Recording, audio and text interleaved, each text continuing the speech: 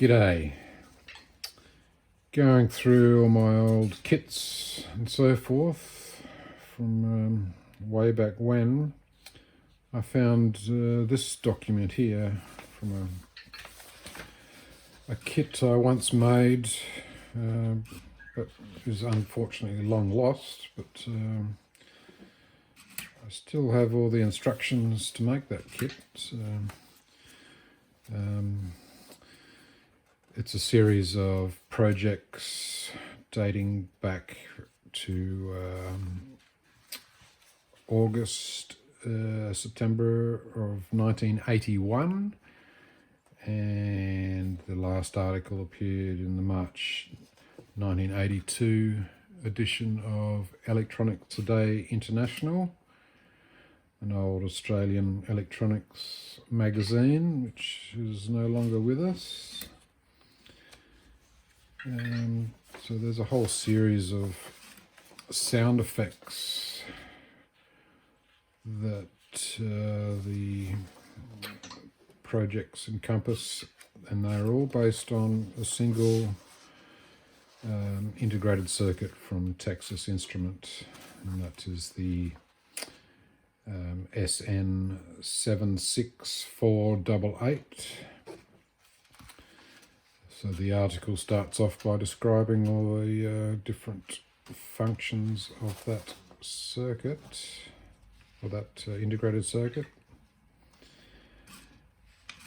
and then goes through the construction details. They're all based on a single printed circuit board design.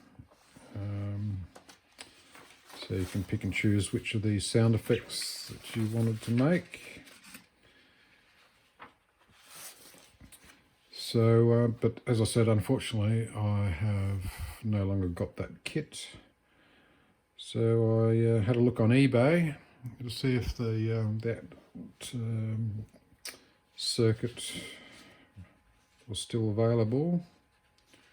And sure enough, about $20 dues later, in a week or so in the post, I got my hands on a suitable integrated circuit. Now this one is actually been mounted on a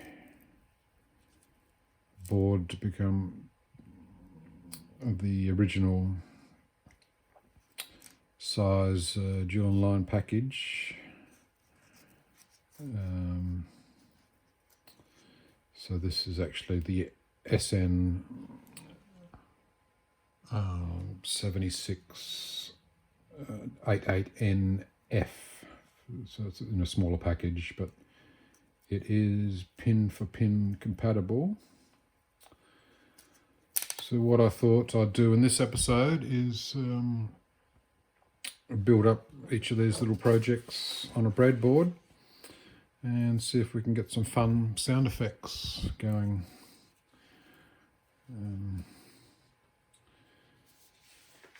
Yeah, of course, the first thing you need to do is arm yourself with a data sheet.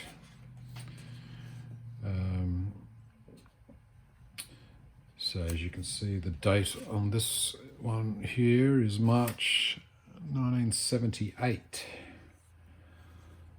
So that's going quite a bit back, isn't it? The data sheet has got a whole heap of details on how you can set this up, and all the different operations that can be formed.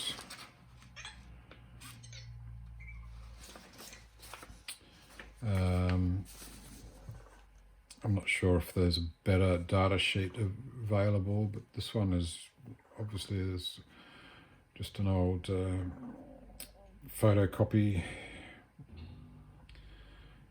from the original. You can see the binder marks where it obviously part of a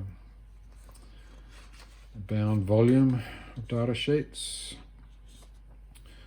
It even comes with some original scribbles on the PDF version that I found on the internet. There is a couple of caveats that I have discovered regarding this data sheet, and that for some reason there's actually no pin numbers marked on the sheet.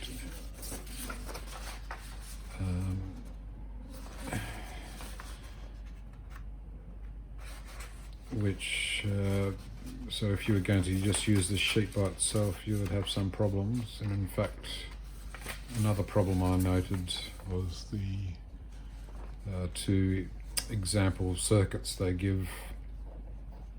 You probably can't see those pin numbers, but they are all wrong. And as you can see, I've made a little note here. They're actually the pin numbers for a previous version of the chip, the SN76488N.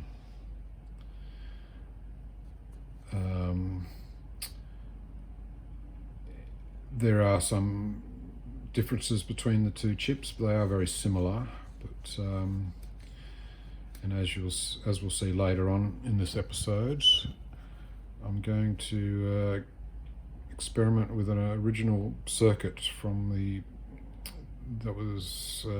that used the 76488, and that was in fact in the original Space Invaders arcade game. It was used to create the sound effect of the UFO or saucer that sort of flew across the top of the screen for your bonus points. So I might have a go at trying to recreate that sound. That should be fun. A quick search on the internet also uncovered a few other documents related to this chip. What did we find here? There's one here where you can set up an entire console, a whole bunch of, you can switch out resistors and capacitors and so forth and set different logic levels, so you can create whatever sound that you like. So that was from the January 1984 edition of Radio Electronics, I think, an American magazine. Another one I found is similar, another console where you can set up all your switching all the different capacitors and resistors and so forth.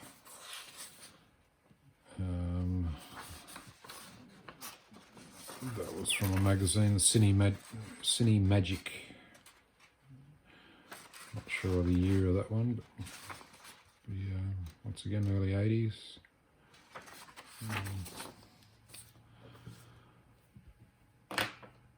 So there's plenty of information out there regarding the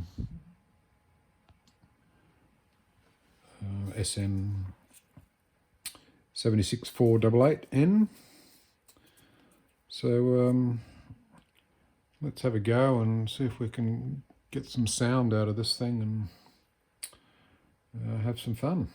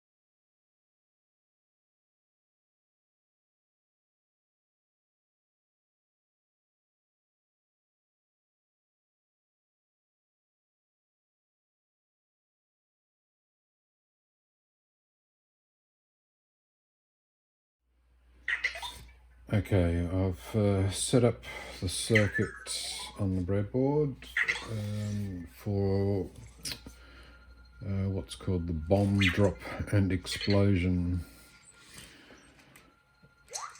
Yeah, for some reason the sound result sounds a bit like this.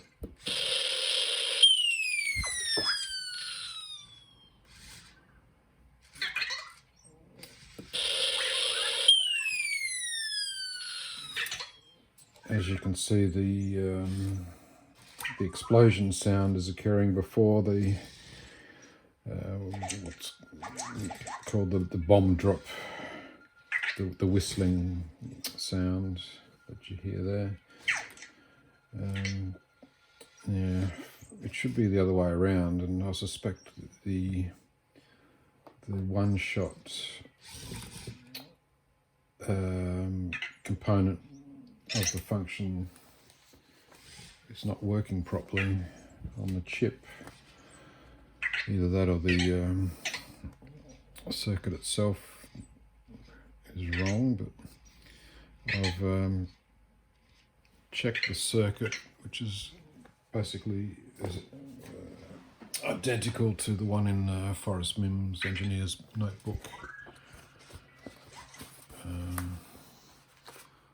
That also has the same circuit, more or less, with some different resistors and capacitor values.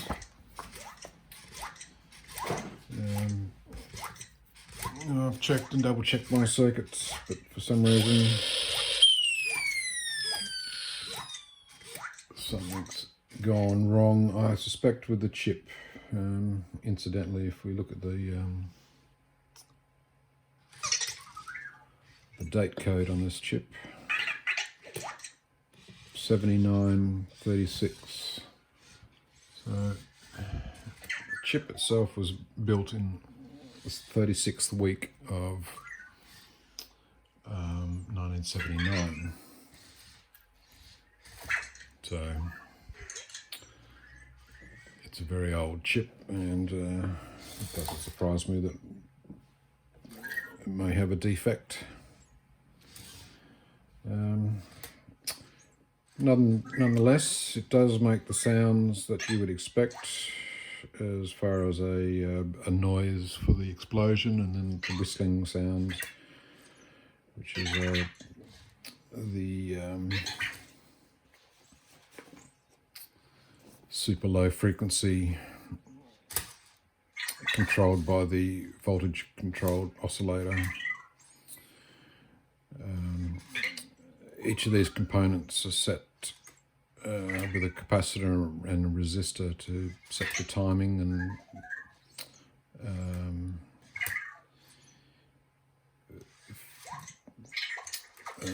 the duration and the frequencies and so forth. So maybe we'll try a different circuit, one that doesn't rely on using that one shot. So we'll move on to the next one. This one, steam train and whistle, and we'll build that up and see how we go there.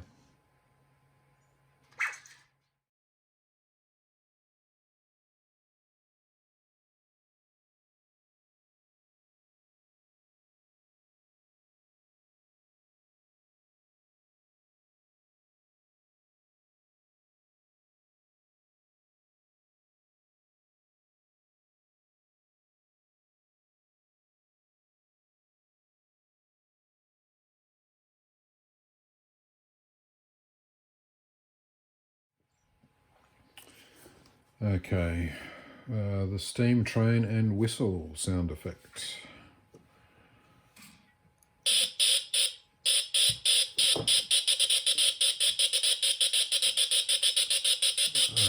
That's meant to be the chuff chuff sound, and we press the button for the whistle.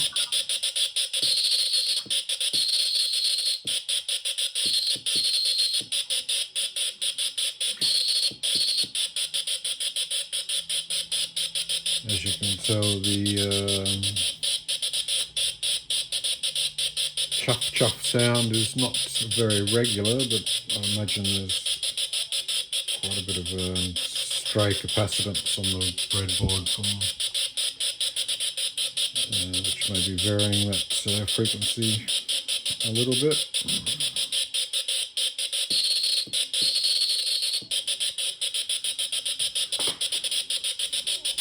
Hours of fun for train enthusiasts, no doubt.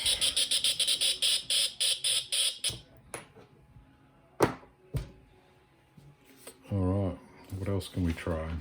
Got the steam train and whistle. The alarm or phaser.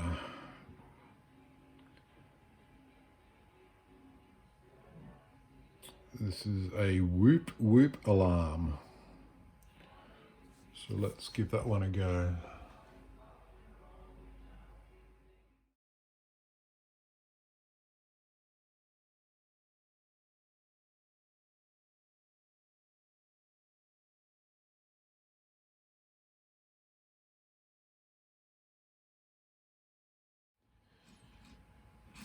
Okay, what I've done here is I've adapted this phaser or alarm circuit from the original Electronics Today International document, and what I've done is I've substituted the resistor and capacitor values to match another circuit which I found online.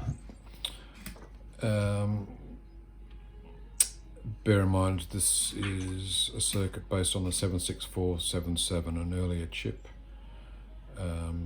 So I've had to work out all the different pin numbers. Some of them are not applicable, so we don't need any of them. Now, this circuit is actually from the original Space Invaders game, a console game from the late 70s, early 80s.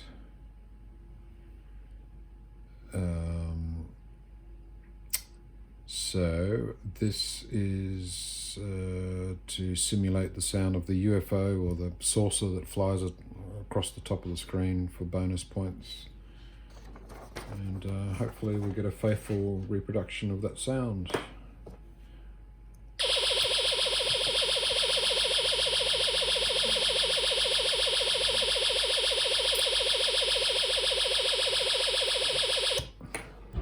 There we go. Did that sound like the original Space Invaders sound effect? Sounded pretty close to me.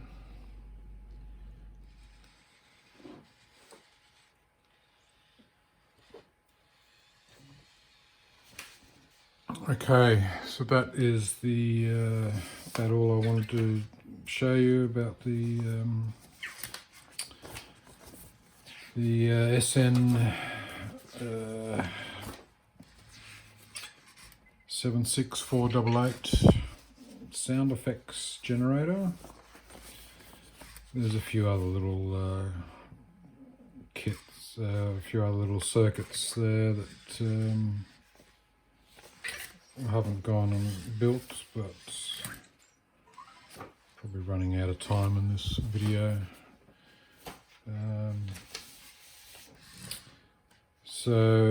But in summary, it's a 1970, late 1970s chip, available in two packages. The NF version has an odd pin density, so you'll need this little adapter board to fit onto a breadboard to do little experiments like this.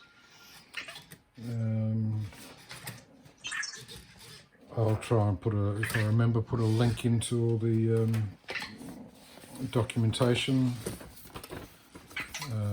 This original set of articles from Electronics Today International is actually available on the internet, I found.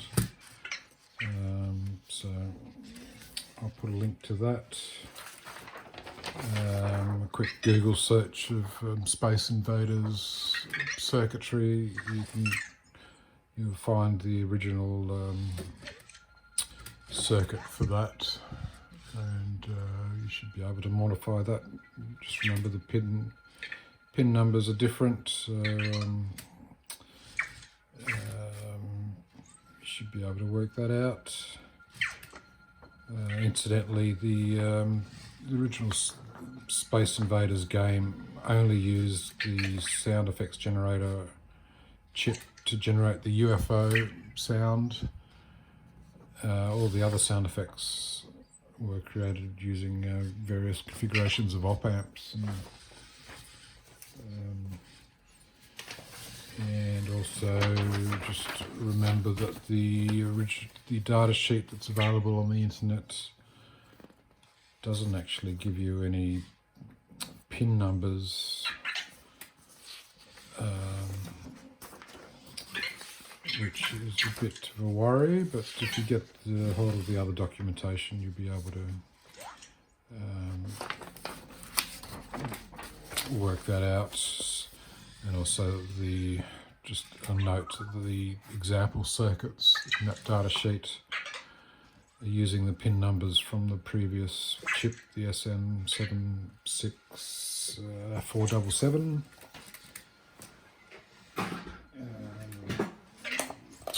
Forrest Mims Engineer's Notebook has some example circuits for both chips, the 76488N as well as the 76477N.